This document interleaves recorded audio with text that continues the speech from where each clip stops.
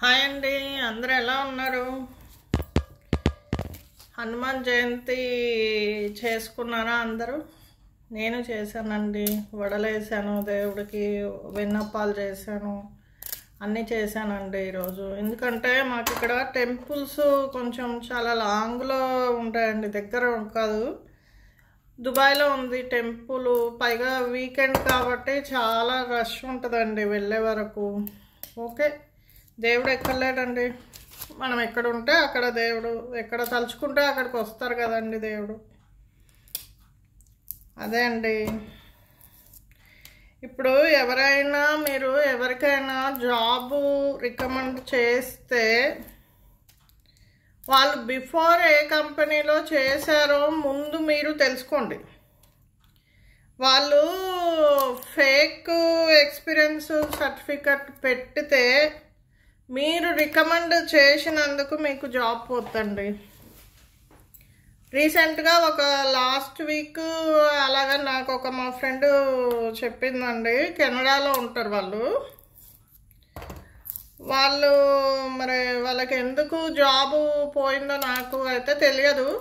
వాళ్ళు ఎక్కడో fake documents పెట్టి జాబ్ చేసినామనేసి వాళ్ళు క్రియేట్ చేసుకొని చేస్తే మొత్తం ఇంటర్వ్యూ అయిపోయింది. మళ్ళీ వాళ్ళు ఒకసారి వెరిఫికేషన్కి వాళ్ళ హెచ్ఆర్ కాల్ చేస్తారు కదా, ఆ టైంలో వాళ్ళు అసలు ఆ కంపెనీలో జాబ్ చేయలేదు, అది ఫేక్ అని చెప్పి వాళ్ళకి తెలిసిపోయింది.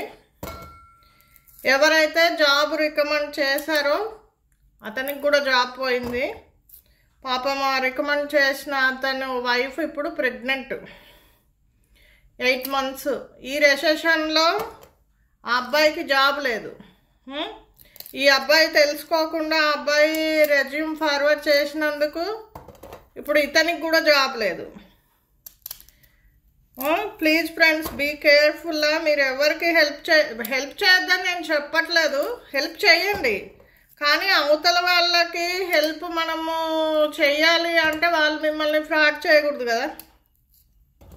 ఈ అబ్బాయి అడిగిందంట, నువ్వు ఫేక్ సర్టిఫికెట్స్ అవి పెడితే మళ్ళీ ప్రాబ్లం అవుతుందిరా అంటే, నీకేం తెలియదురా, నీకు తెలియదని చెప్పి వాడినేమో వీడు ఎగతాళి చేసి నవ్వి ఇప్పుడు వాడిది పోయింది, వీడికి జాబ్ లేదండి. లైఫ్ అట్లా రిస్క్లో పడకండి ఎవరు కూడా. మీరు అసలు ఇప్పుడు ఉన్న ప్రస్తుత పరిస్థితిలో మీరు అసలు రికమెండేషన్ అనేది చేయకండి ఎవరికి. ఎందుకంటే ఎవరెవరు ఎక్కడెక్కడ తిరిగేసి ఏమేమి సర్టిఫికెట్స్ తెచ్చుకుంటారో మనకు తెలియదు కదండి.